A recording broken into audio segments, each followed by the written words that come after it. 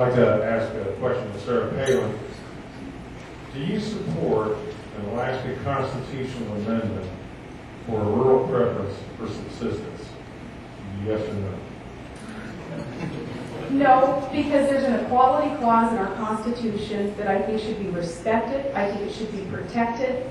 I think we should have an agenda here in Alaska that is pro-subsistence for all Alaskans equally. I think it's important enough to protect that Constitution. And I say this, my husband's Native. We spend a lot of time in rural Alaska. We should be managing our fish and wildlife resources for abundance so that there aren't the squabbles between the regions, the user groups, the gear groups. There should not have to be times of shortage if we manage our resources correctly. The equality clause is very important in our Constitution. I think that too often this issue is used to divide and to polarize.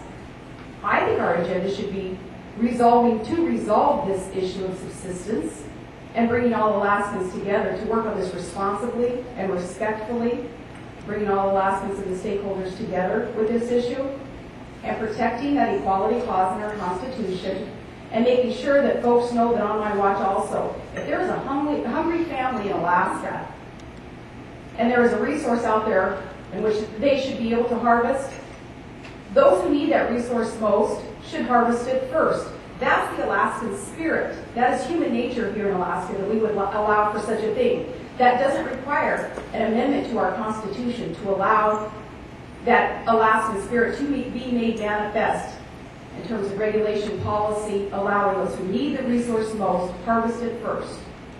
Mr. Knowles?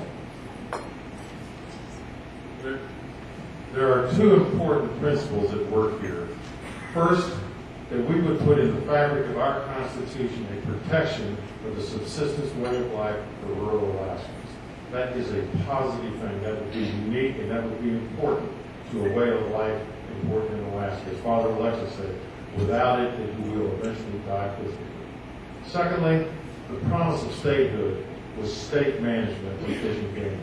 Today, because of an extremist few that will not allow the Alaska public to vote on this issue, which they would overwhelmingly support, we have dual management of fish and game, with federal and state conflict. If we want to manage our resources as a state, if we want to protect subsistence, there's one unifying thing that we can do.